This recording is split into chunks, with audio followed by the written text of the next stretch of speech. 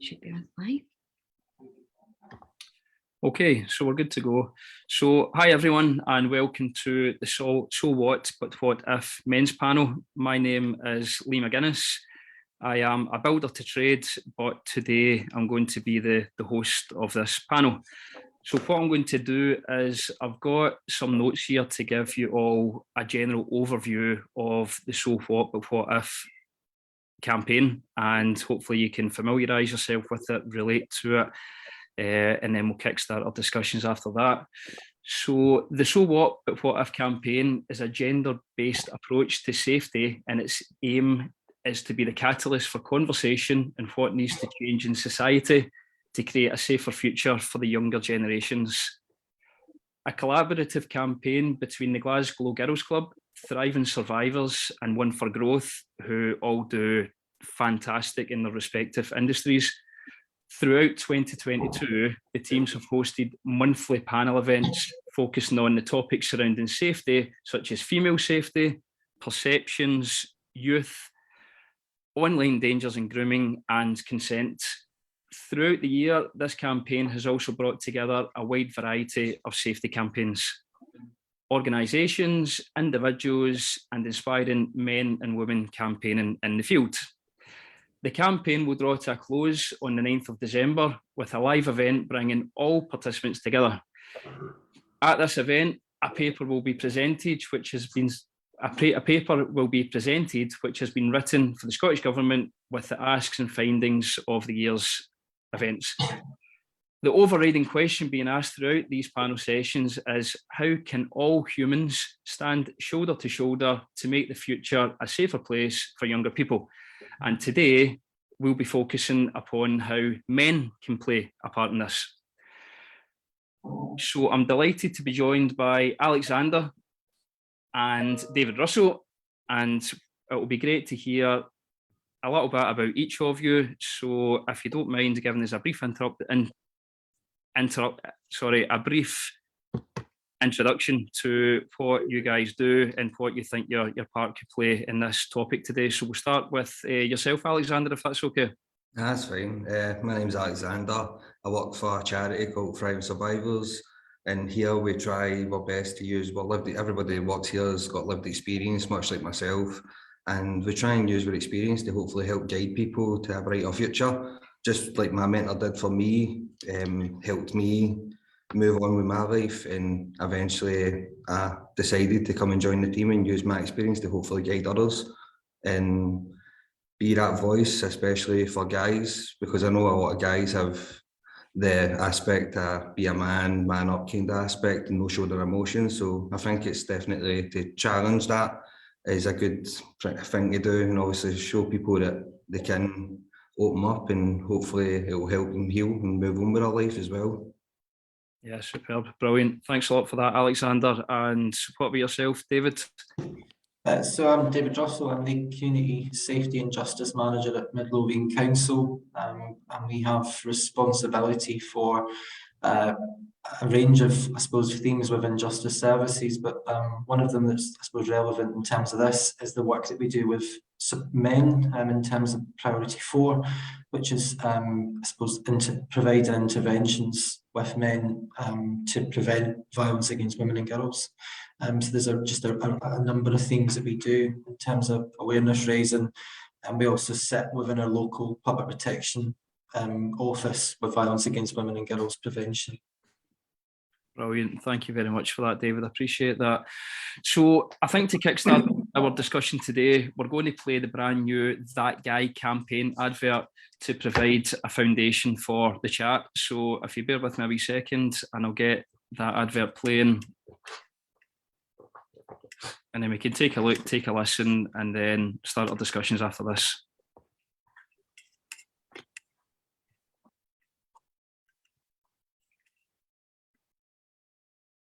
Sorry, just bear with me a wee second.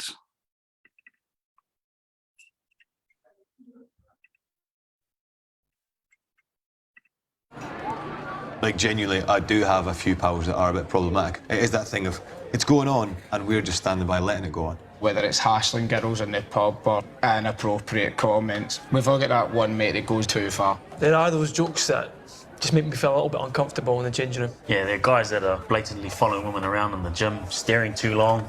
If we do nothing, we're part of that issue, we're part of the problem. And the only way I can see that changing is if we talk about it. You know, you see it all the time. If somebody steps out of line on the pitch, you'll be quick to say something. So why don't we step in when it's a situation or a scenario like this? Yeah, why can't we take that into issues that really matter in life? You don't have to be the guy that calls them out in front of all your mates. Because we know that shaming doesn't work. Trying to sort of dig people out in front of people doesn't work. Just take them aside and have a quiet word. But I have been pulled up on behaviour plenty of times, not necessarily around women, but around my behaviour on nights out. So I know the feeling. It's quite mortifying. Like, I do get ashamed of it, and you do want to kick against that. I mean, it might hit your ego initially, but take it on the chin. I mean, when you do step in, you're not trying to be a dick. You're doing it to look out for him. Obviously, you're looking out for everybody else in that situation, but I'm looking out for you. They're going to be more willing to receive that advice. When you've done that, you can go home, look at yourself in the mirror and actually go, you know what, this isn't right. We're all mates at the end of the day. You know, we're all looking out for each other. So don't be that guy who stands by and does nothing. Don't be the guy that laughs along. Don't be that guy that sees your mate doing something that he shouldn't be. Have a word in his ear. Be a mate.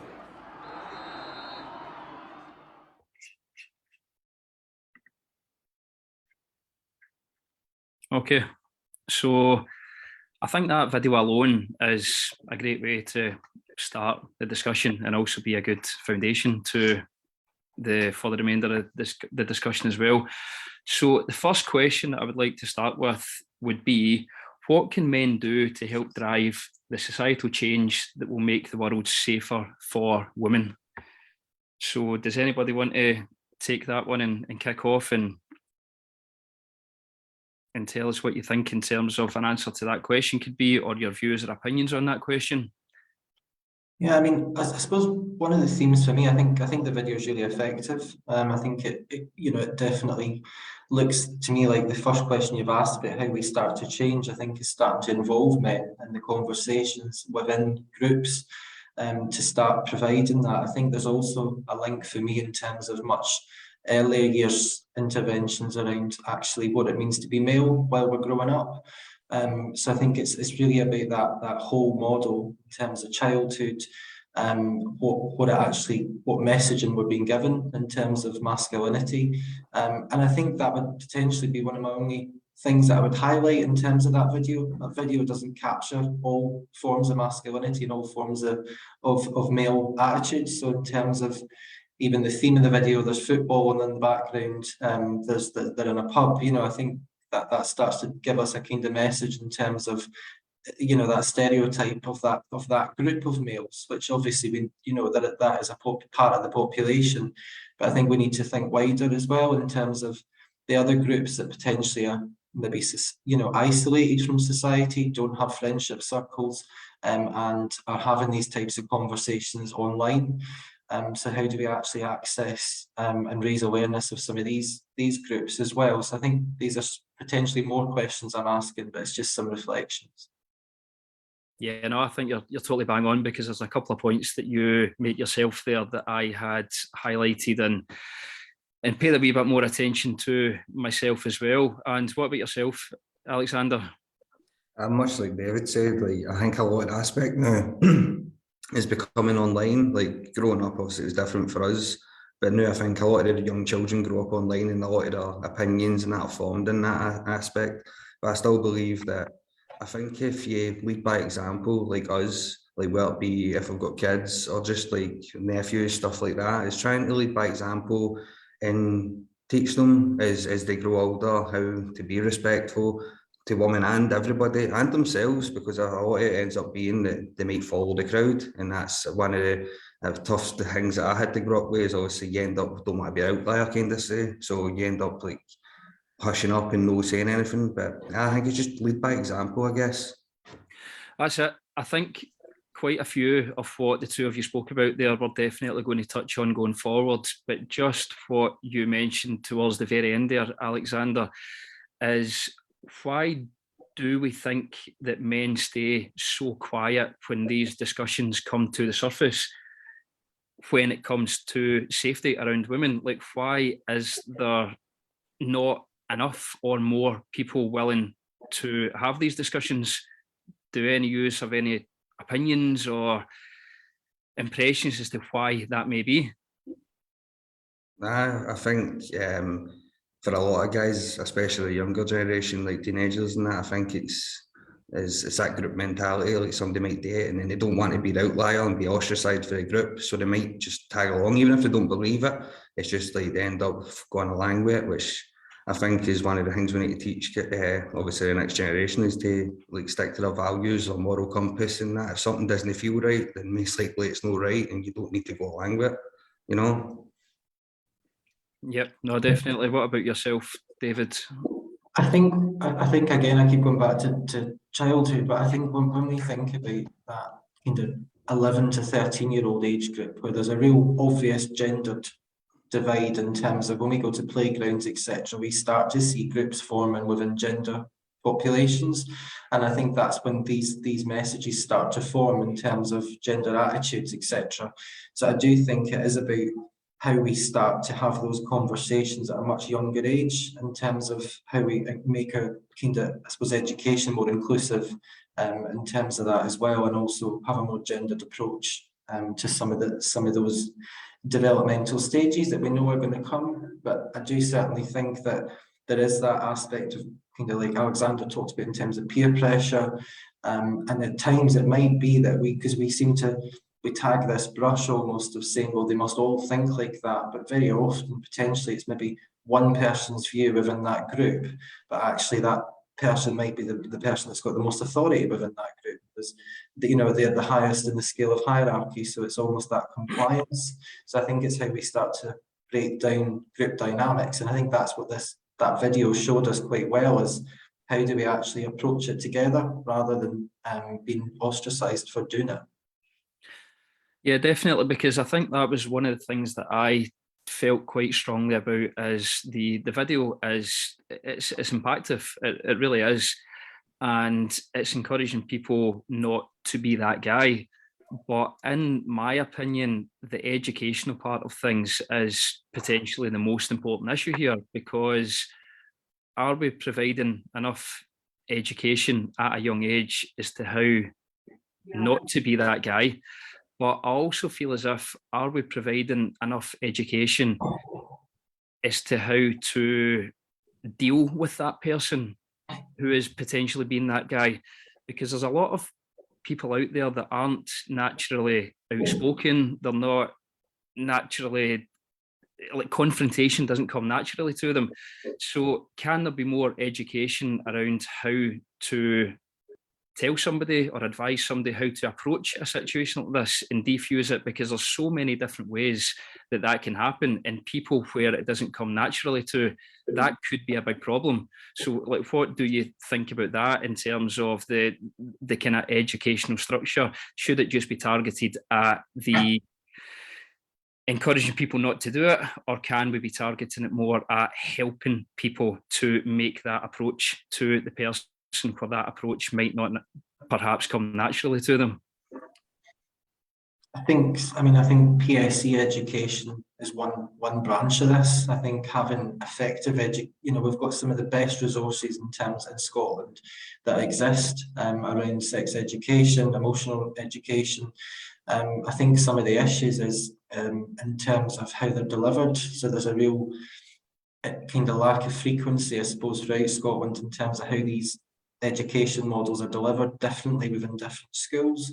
And I do think there'd be a real benefit in really looking at that as having a much wider reach. So everyone's getting the same messaging at the same kind of time, and the way that they learn. I think also the bit for me that is there is the lack of emotional education around sex, for example, and actually having, a lot of the older models of sex ed were very biological. Whereas I think we appreciate now we need to start helping people understand the real, not just commenting on consent, but actually what does consent look like? What does it feel like? And going into that level of depth with it. And that just doesn't happen in school. I think that means that we have to really help parents and carers with these resources that are constantly learning resources, rather than potentially one input a week or one input a month. It's about how we start to incorporate that type of learning within at home and also throughout school. not just in sex ed, but also in maths, English. These messages should be constantly being put over. So I do think there's something in that. And the other point in terms of education, I think reflective my experience at school of sex education with the separation of men, of boys and girls, particularly in primary school, primary 7, first year of high school, how very much the boys were taken away, usually to the gym hall, and then the girls were taken away to have an input on sex ed. I think that's incredibly unhelpful, because actually you've not informed the boys actually, well, what does this mean? What does this, what does this actually mean for a girl? So I think there's something about that as well in terms of making it as inclusive as possible too. Yeah, no, I totally agree, because going forward in life, you're never just going to have these discussions in front of other males. You're always going to have these discussions in front of other females, whether it's friends, whether it's family members. So like you're saying, to make it inclusive for all, I think that makes the discussion a lot more natural going forward as well. And what about yourself, Alexander? When you were at school, did kind of discussions or topics like this even exist? Were they there? Were they not there? Because surely this isn't just something that's coming to the forefront now. So has there been some aspect of it in the past, or has it just been totally ignored in the education system? I think when me growing up, it was much like David said. It was like you're just separated. You're taught the biological side, and it's like on your way kind of thing. Like you don't really know the complex reality of being in a relationship, consent, stuff like that. It's just more the biological side, and then that's what they leave it on. But I think, as David said, I think teaching the emotional side, the emotional intelligence and that, and being able to speak your feelings, because I think that's another problem that guys have, is just never being able to actually being open. Where it's with like male friends or females, it's like there's that aspect. It's always like you need to shut up and keep your emotions in check. But I think that's obviously more harmful than good. I think it's like we should change that aspect. I think being more open and being honest and being more true to yourself, I think it leads to a lot of better things for the general, really everybody in general. So I think, as David said, I think that stuff could play a big part in changing the narrative as we go on. Yeah, no, I totally agree, because the campaign itself, as I mentioned, I think as the two of you will agree, it is a great foundation to start, and it really is impactful, but the roots grow a hell of a lot deeper than just saying, don't be that guy, or having a quiet word in the ear with that guy, because people do find it difficult to be outspoken, and if they've not had that education growing up, it's just not going to come naturally to have a word with this person, whether it's privately or whether it's in public. And I think it all goes back to education being a potential solution in getting this problem at the root from a young age. And out with education in a school setting, what would be your thoughts on discussions to be had at home with boys, and explaining the correct ways to actually make girls feel safe as they're growing older? Do you think that's something that should be taking place more at home and not just as part of their educational setting? I mean, I think it's kind of what I touched on a minute ago. I mean, I think the other theme is it's not just about what we tell them. I think it's about what we actually model and what we demonstrate. I think is so important in terms of actually really looking at the home environment and really thinking about, in this home, what's informing this young boy about being male. So what's the messaging that's been given? So again, we touched on this at the beginning in terms of the video clip we played at the beginning about, it demonstrates quite strongly what stereotypically is masculine: football, pints, a bar, pub, that kind of thing. But actually, what is it that we demonstrate at home in terms of what it means to be male and what it means to be a safe male? And I think there's a lot to be said there in terms of how we model and how we demonstrate what it means to be safe and to be male. And I often think of this in some of my practice a few years ago, where I supported numerous young people, particularly young females, that actually, we used to have this conversation of, is it appropriate for me to be involved in this case? Can I support this young female because I'm male? And one of the debates that kept coming up was actually, but actually you can be a safe male and you can model certain roles. You can model that actually you are safe. And that was about working together with female colleagues, male colleagues as well, to say how can we actually demonstrate safety. So I think there is that bit about how we inform masculinity in younger years, and also how we take that up through our learning through teenage years and then into adulthood. So yeah. Yeah, definitely, totally agree with all of that, because it's a pretty wide discussion to be had and not just focused on one aspect of what's been kind of brought to the forefront through the advert. And in terms of harmful stereotypes, because obviously a lot of stereotypes get brought to the surface when campaigns like this get highlighted. How do we think these stereotypes can be broken? And off the top of your heads, do you guys have any stereotypes that come to mind that a female would have of a male, what that stereotype may be, and how we think that stereotype could be broken? Can't really think any stereotypes off the top of my head, but also I'm guessing the old-fashioned view, like how women are like property and that to a husband and stuff like that. I guess I know that's probably, I think that's starting to die out naturally as we progress forward, but there's no doubt other ones that could be touched on as time goes on. And I think, as I said, I guess leading by example and show like being respectful to others. If you've got kids, obviously showing them how to be respectful. Same as me, I was brought up when my mum was the one that taught me a lot of stuff.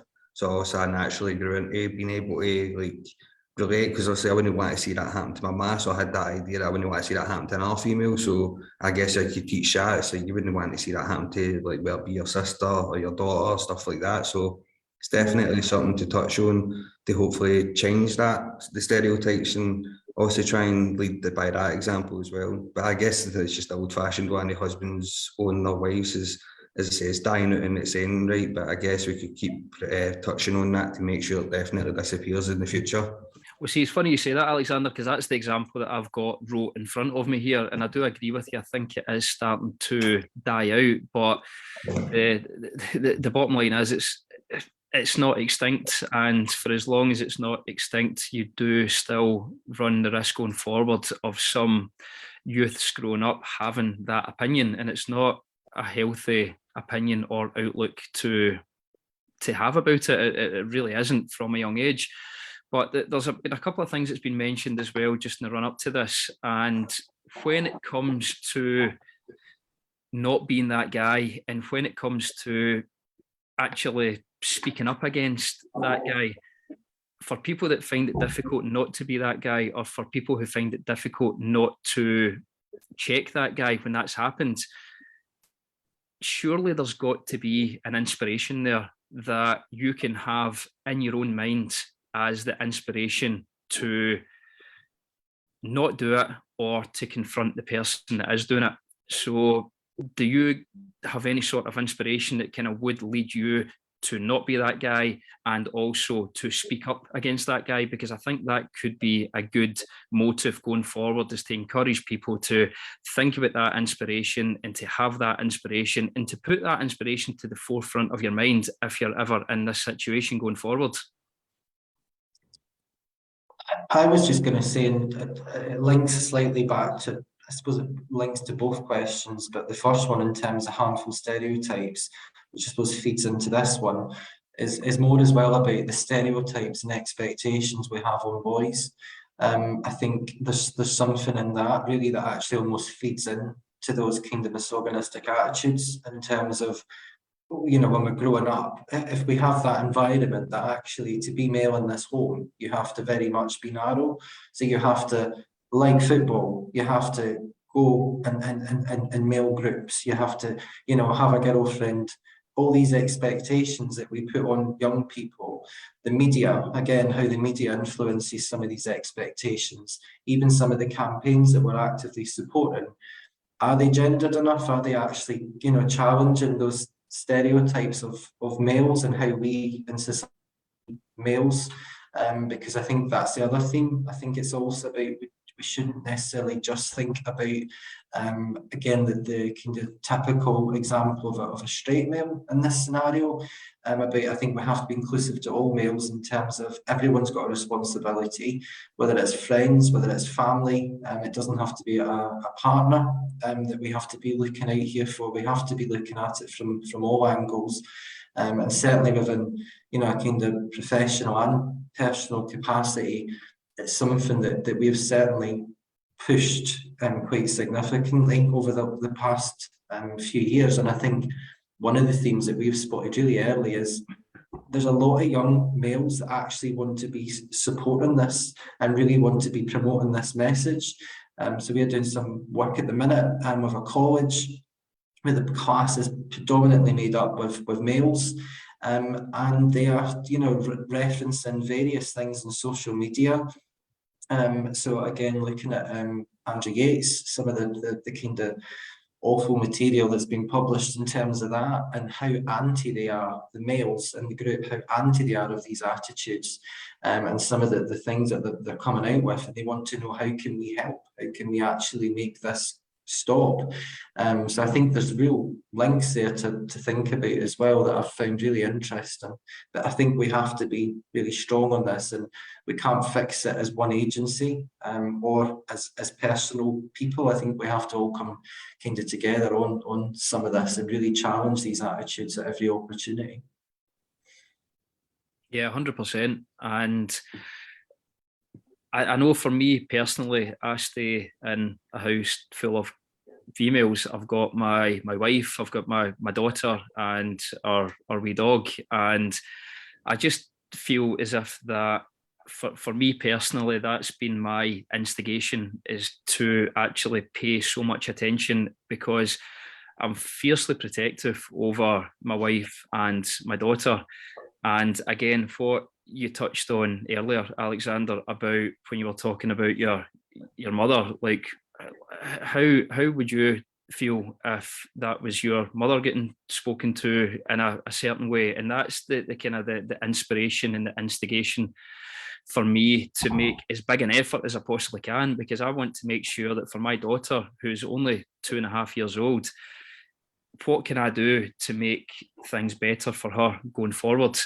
And I think that if everybody was to look at their own personal circumstances, most people have got a female around them, or have had a female around them in some capacity, whether it's been a sister, a cousin, a daughter, an aunt, a mother. And if you were to put yourself in the situation of seeing that particular female getting treated in a way, or getting spoke of in a way that you didn't like, how would you react to that, and what would you think about it? And I think that the more people that kind of put that to the forefront of their head, the more encouragement is going to give people to be active in campaigns like this and start to try and make a difference. And whether it's making a difference in their own thoughts and opinions, or whether it's making a difference when it comes to actually confronting someone's thoughts and opinions, I think that would be a good way to go forward. But I was actually listening to a radio interview earlier on in the week off the back of the Don't Be That Guy campaign, and one of the questions that was put to one of the contributors to the campaign was, why does it have to be a quiet word in the ear to talk to someone? Why can it not be calling this person out in front of a group of people that have perhaps said it in front of? What's your opinions in terms of how it should be dealt with? Because again, I think this also goes back to the educational side of things, as should there be more education as to how to deal with it? But what would your opinions be on the way it gets dealt with? Should it be a quiet word in the ear, or should that person get called out in front of a group of people? Or is that not constructive? Is it more constructive? What would you say yourself? I think, I guess probably the quiet word in the ear is probably the best narrative, I would, in my personal opinion. I say I don't really know, but it could be different circumstances for different scenarios. But I have seen in the past many a times, like growing up in school and that, when you confront somebody, especially in that kind of fashion, normally that just instills it even more into their head that it's like, well, I'm going to do this now just to spite you because Got attention as well.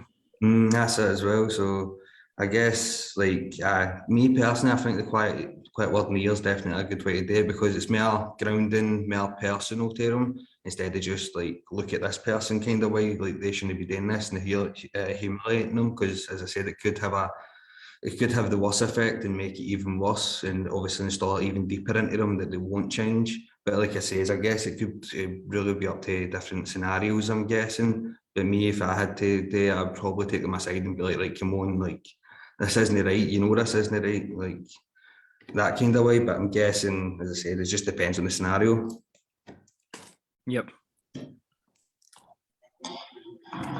I mean, I'd agree. I think it's totally all about context and what situation we're describing, because I think certainly within a professional kind of context as well, I think it's, you know, it's very much, it needs challenged, you know, and I think it needs challenged immediately around this, and actually that, you know, really taking it to that place, I think is important. But I agree, I think that it is in terms of, you know, the different contexts. It was similar years ago with the Police Scotland kind of bystander campaign. It was about the debate around how much involved would people get and actually how safe would people feel to get so confrontational. And I think it's all that debate, and I think it is about, I think that's why it's so important that we have the much wider conversations as a community and a society rather than it be shut down into kind of silos. Yeah, definitely, because I felt as if that was quite a difficult question for that person to answer, and being honest with you, I thought he answered it really well, because he was put on the spot and questioned with, well, why should it be a quiet word in the ear? Why shouldn't it be called out in front of everybody? But again, I think that goes back to the importance of the education around the thing, because there are ways to deal with things. There are not ways to deal with things. There's ways to deal with things in this situation, but there's ways to deal with things in another situation. And I think, again, it does go back to the root of it being the importance of the education at a young age, because what you don't want to do is enhance a situation where it can then turn even more facetious, if you know what I mean, by calling someone out and perhaps belittling them, embarrassing them, and then all of a sudden you've got a situation that blows out of proportion and escalates into another situation. So I think it's so important that when these discussions are had, it's not just making people aware of what the wrong thing is that's been said, but also the correct way to deal with that thing that's wrong. And what about in terms of personal situations? Have any of you guys been in a situation before where you have sat and heard someone speak disrespectfully about a female and you thought, no, come on, this is out of order? And have you spoke up to them? Have you not spoke up to them? Did you wish you speak up to them? And which way did you do it in? Because I think it's always good to hear other people's opinions, that if they have been in this situation before, how did you deal with that? And maybe that provides a wee bit of inspiration to someone who's perhaps watching this or listening to this, and give them a wee bit of inspiration or encouragement going forward as to how to deal with a situation like that. Yeah, I mean, I think one thing that comes to my head on this is in terms of working with young people over the years, and a particular example comes to my head where, you know, there was pretty quite intense sexist language being used in terms of two young people that I was involved with at the time. And really, for me, it was about the way they were describing someone. It was just so cold. It was just so inappropriate. And I think for me, what was important was it wasn't about challenge. It was actually about questioning. What's your understanding of that language? What do you mean by those words? And what became really apparent was their understanding was very, very limited of how offensive and how awful the words they were using were. And it ended up being quite a positive experience in terms of actually me providing that background to saying, well, this is what that actually means. And then using that example and saying, imagine someone sitting here today talking about your family, a female in your family, your sister, for example, in this way. it's not good enough, you know. And I think, but it was really important for me that we didn't take this punitive attitude of challenge and just challenge and walk away. You know, they needed challenge, but they needed questioning, and they needed learning and an opportunity to be able to give some understanding to the language they were using. So that filtered back a lot to the peer learning stuff of actually language becomes normative within these peer groups, but it's the understanding of the language needs much more exploration. So I think it's really important that we react, but we react in an appropriate way and actually give them the opportunity to learn, and we've got more likelihood of making change if we do that. Yeah, no, definitely. I totally agree with that, because that is putting a totally different spin on it, is that you're not challenging, you're questioning, and maybe through that question it's bringing that realization. If they decide to answer that question, maybe they listen to their own answer and decide for themselves, do you know what, that just isn't good enough. And it is taking a moment to reflect. So perhaps asking a question as opposed to a challenge is a great way to deal with it going forward. And this is what I mean. I think this is why it's so important for men to come out and talk, because there's so many different suggestions that get brought to the table to bring it forward. And if men aren't talking about it, these suggestions, they're not getting brought to the table, and they're not inspiring and encouraging other people. So I think that's a really great answer about the question as opposed to kind of confrontation. What about yourself, Alexander? Have you been in any situations where you've witnessed that and dealt with that, or seen anybody else deal with it in a certain type of way?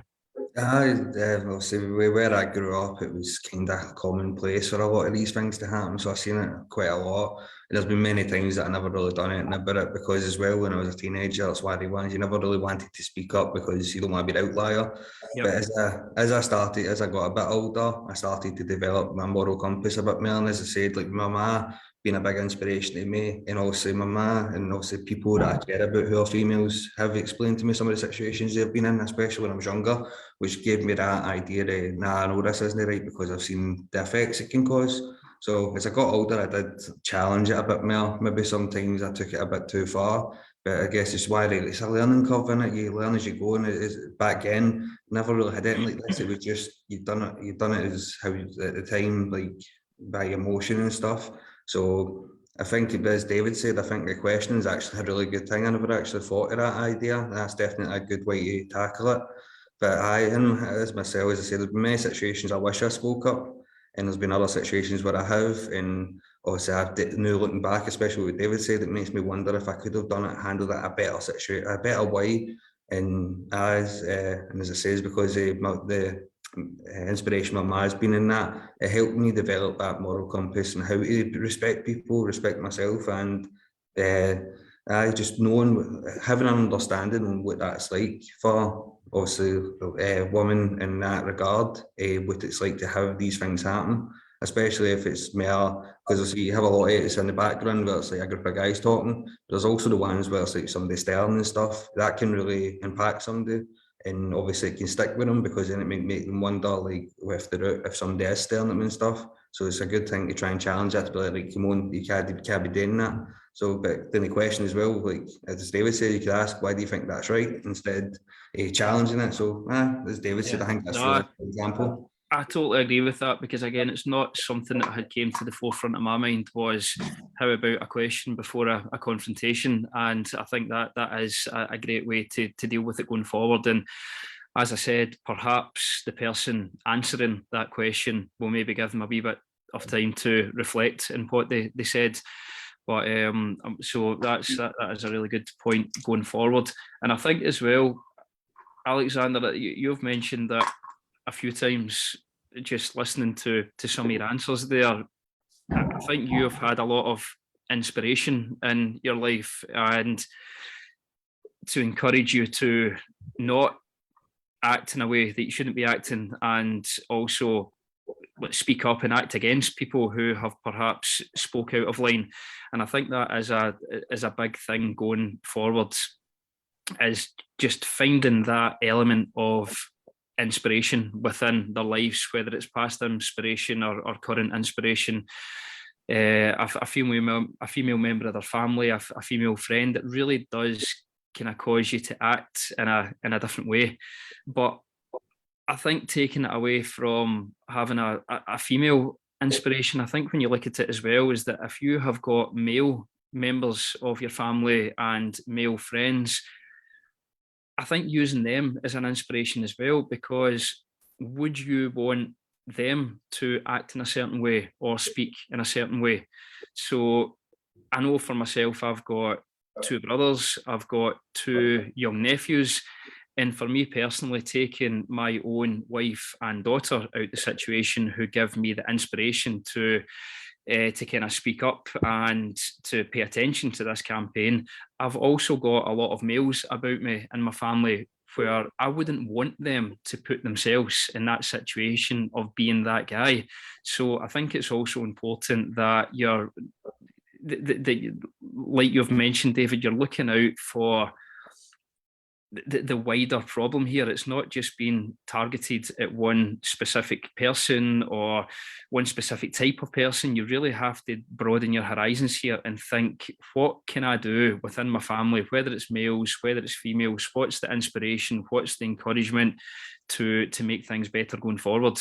And I definitely think that teaching males from a young age within your family is a great way to kind of set them off going forward, regardless of how good or bad the education may be in school. So in terms of, sorry, I'm just having a wee look at this here. I think this is quite a difficult question here. And again, this is something that you touched on at the beginning, David, is I've got a question here of what should it mean to be a man? I think that's quite a difficult question to answer, because it's a very broad question. But if that question was posed to you, like, what would you guys say it is to be a man? And is there an easy way to answer that? Is there a right way to answer that? A wrong way to answer that? Because I do think that is a question that's asked quite often, but it is, I think, a difficult one to answer. It's very difficult, and I think as well, when we start to talk about young people, it's a question that I always want to know in terms of what do you think it means to be a man? You know, and I think that's the bit of it. Really about the kind of expectations of that. For me, there's something really, and as I've said from the beginning, about that gender equality from the youngest possible age. Some of the themes that we discuss around gender equal play and really promoting the kind of blended learning, blended development through childhood, to really get that equality at a really, really young age and start to have those understandings of each other's gender as we grow and as we go forward. Because I think you could answer that question in so many ways, but I think for me, it's not necessarily about what it means to be a man. It's actually what we're telling young people in terms of the media, social media exposure through television. What are we informing people of what it means to be male? Because actually, for me, as a male, the video that we played at the beginning does not encapsulate anything about my form of masculinity in terms of what I am as a man. So I think it shows the variation and types of males. And I think that's why it's really important that we see that, especially when we're working and trying to achieve some of the plans that we're discussing. Yeah, because going back to some of the stereotypes that we spoke about, I think one of the stereotypes is being a man. Like, I've heard it so many times in the past of females saying, oh, he's just being a guy, he's just being a man. So I think that's why it is so difficult to answer that question of what should it mean to be a man, because sometimes being a man is one of these stereotypes. So what about yourself, Alexander? Like, do you agree or disagree that it could be a stereotype in itself, that question? So it's a really difficult question to answer. Oh, it's definitely a difficult question, and like you says, like growing up for me, one of the famous sayings I always got told was "man up." You know what I mean? Man up and go on with that kind of thing. Which obviously, there you go. It's a stereotype of being a man. It's like you need to be that strong and silent type. Don't need to talk about your emotions. Get on with it kind of thing. Which obviously isn't the case. And I think there's just as David says, like now, like, it's changing a lot in how people view themselves, and obviously there's no actual set way that being a man is now. For me personally, I think like being a man will obviously just be respectful and obviously lead by example in that, and teach obviously how to obviously be that respectful way. Like if I have kids, I'm going to teach them. If I have a son, definitely, and that's it. And also to my younger like family members, it's also trying to lead by example. But like David said, there's multitudes of ways to obviously that question. It's just a hard one to answer. But as I said, it's funny how obviously you saying that brought back the memories. I've been told many things to man up, and it is used as a stereotype as well. No, I totally agree. That was why I think it's worth pointing out that it is a question that gets asked quite often, is like what should it mean to be a man? But I think that statement in itself can be quite stereotypical. But just touching back on the campaign advert, I think what you were saying, David, is that it was something that I had kind of noticed and paid attention to as well, was the general setting of the advert, the content and the foundation was, I thought, me personally, I thought it was fantastic. I thought it was superb.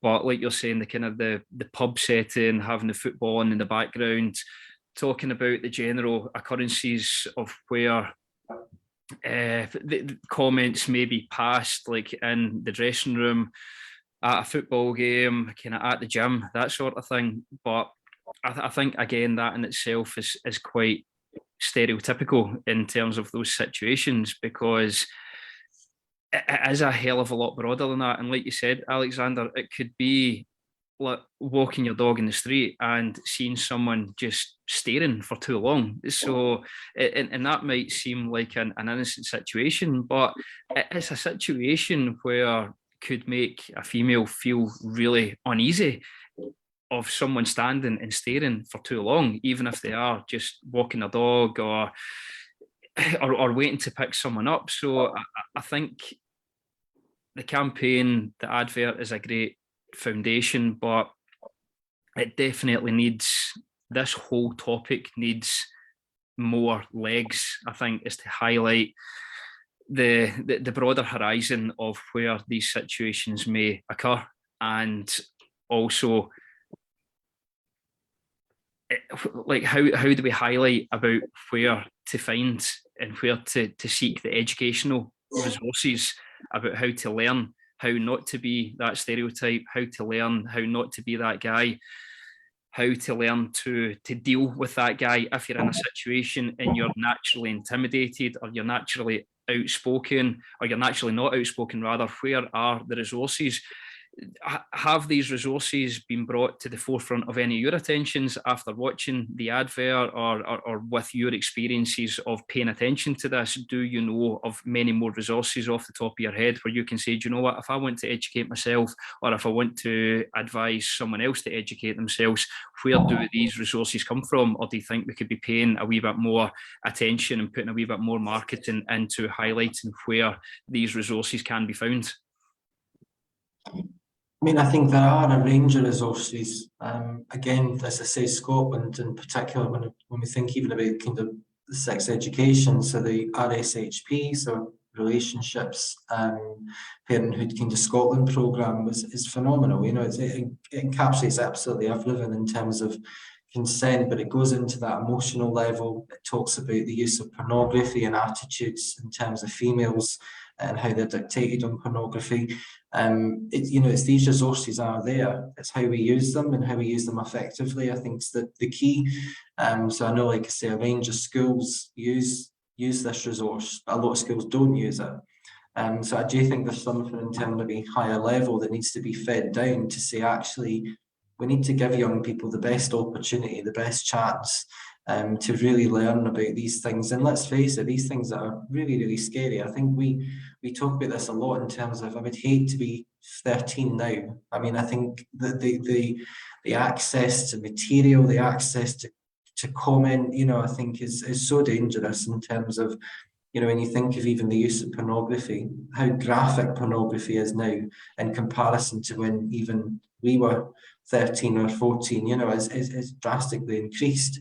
So I think it's all these themes that we need to be, we're aware of the problem, but how do we use the resources and also involve third sector organisations to help take some of the messaging forward, I think is really got to be key. Not perfect, and I think probably out the definitely. I think you're probably going to be a lot more familiar with these available resources than I am, because of the role that you do, the job that you do. But I just would like to see these resources be more widely available and more widely marketed for the average person to get access to it. What about yourself, Alexander, in terms of the role that you do? Are these resources easily accessible to you, or do you feel as if that the resources around the whole education in this topic could be more accessible? Yeah, I think they could be more accessible because, like yourself, I know there's some stuff out there because I've came across it, especially and doing my research for some of my clients. It's like you come across some of this stuff, but it's not readily available. And also, as David said, I think being able to put it more into the education system and on a broader scale, not just like some schools have it and others don't, because when that happens, it kind of dies out, just fizzles away. If it becomes like a more wider thing, I think that could be a big help, because then if more people know about it, the more chance it is to have that traction, have people discussing it amongst boys and the general populace and everybody in general. But definitely, I think it could be amplified a bit more as time goes on. As it says, like as David said there, I didn't even know that some of the resources out there. So it's definitely something I'll look into and also use that moving forward. Yeah, and I think that's the beauty again of having guys come forward and speak about things, because there's things that get spoke about which will naturally educate and inform people of what to do. So me, for one, where I wasn't familiar with a lot of these resources, I think, David, you've raised a good point there, is that they are readily available, where to potentially find them, and how we could maybe do more to project them out there to more people. Because and again, it all goes back to the educational side of things, is that having a campaign and having an advert is really impactful, but there's a lot that goes on behind that front. Obviously, an advert or a campaign is the front to get a message across and to try and encourage people regarding that particular concept that they're talking about. But there's a hell of a lot more resources getting put into that advert behind the scenes, and I think there's more which perhaps could be done to promote all the behind the scenes activity, because you don't just create an advert based on what the advert is telling you. There's a hell of a lot more research and investigation goes in to make that advert happen. So it would be good if we could find out a bit more about the research and investigation went in behind the scenes to actually construct that advert and then make that more widely available to people, so that people can then start to read up upon it, educate themselves, educate others, which I think is going to be kind of really important going forward. But I definitely think that the topic of conversation today is definitely thrown up so many points which perhaps hadn't been spoke about in the past, and it has went into the issue a lot deeper. So is there anything else that any of you guys would like to voluntarily bring forward to the conversation, something that we've perhaps not spoke about, something that you would like to speak about? I think just for me, it's just when we look at the kind of violence against women and girls, there's so many amazing organisations doing so much good work. And one of the things for me that I suppose is the case is there's a lot of support in terms of people accessing services and getting the support they need. But unfortunately, the violence against women figures increase every year, you know, and that might be because we've got more access to reporting, we're getting higher report rates, but whether that is the case or not, it's still increasing. And I think for me, it's about how we start to look at prevention in terms of males and how we start to look at it, because there is obviously the majority of violence against women and girls is done by men, and we know that. You know, there is other levels, there's other data, but the majority is that's the case. So I think it is about how we bring men more into this in terms of prevention, and really look at tackling it at the foundations. And I think that's got to certainly be, for me, something that's held to be really, really part of the agenda. Fantastic, superb. What about yourself, Alexander? Is there anything that we've not touched on that you would like to bring to the forefront? No, off the top of my head, I think a lot of stuff we touched on, obviously it brought a lot of things back to me from my past, and also just how I've been conducting myself as I've moved on. And I think a lot of the questions were good, and I'm sure multitude of questions will come up as time goes on when people start coming together, because there will be a lot of different aspects. As David said, there's all different ways. Obviously the whole idea of being a man, but as it says, I think there'll be more coming up in the future, but after that, my head, I don't think I've got any. No, but listen, I think that's it's been a real luxury having this panel today and having this conversation, because hearing other people's experiences, hearing other people's opinions, I think they are very valuable, because there's just not been enough men in the past, in my opinion, that have spoke up around this matter. And it's actually been really difficult to construct this panel of just 3 people. So perhaps going forward, instead of it being difficult to have a panel of 3 people talk about a situation which is so important in society, perhaps going forward, the more people that listen to things like this, the more people that watch the "Don't Be That Guy" advert, perhaps that's going to give people the encouragement, give men the encouragement to actually come forward and say, do you know what, I'm not going to be scared to come forward, speak about something that I've been holding back upon over the years, and just and be willing to look out. Because for me personally, the biggest inspiration that I've got going forward here, and the inspiration I've had up until this point, is the fact that I have got so many females around me in my life, and especially my daughter, that the inspiration that gives me personally to try and break that mold going forward for youths growing up, or perhaps guys that aren't youths, perhaps guys that are well into their life that still act in that way.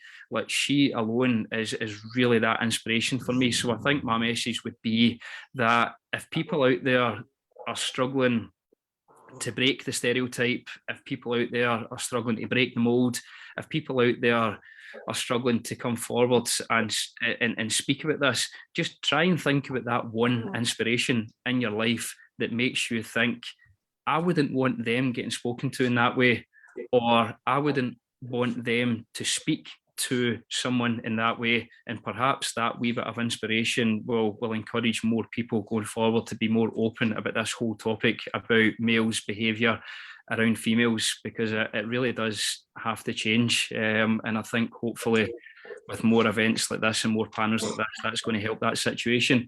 So if you don't mind, I'm going to end the call by asking you guys your what if. So if you had a what if going forward, I'll start with you, David. What would your what if be, if you don't mind? I think mine would be really, as I mentioned, what if, we involve more focus on men in relation to prevention of violence against women and girls. Brilliant. Thank you for that, David. And what about yourself, Alexander? If you had a what if to try and inspire other people going forward, what would the what if be? I guess it'd be like, what if everybody was treated equally with the same respect and that everybody deserves, hopefully one day that will come to fruition. Hopefully one day we'll see that. Definitely, I totally agree. And to be honest with you, I don't even think those should be what ifs. They should be natural in this day and age. And it's a shame that you actually have to ask that question of what if and have that suggestion, because it's 2 points that should come naturally to everybody at this moment in time, and hopefully will maybe come naturally to more people going forward with the more that us as men can speak about this. So thank you very much for your time today. I really appreciate it, and I know that the the companies in the background to made this happen. Really appreciate it as well. So thanks again, and hopefully going forward we can have a wee chat at some point in future. Thank you so much. Thank you. Thank you. Thank you.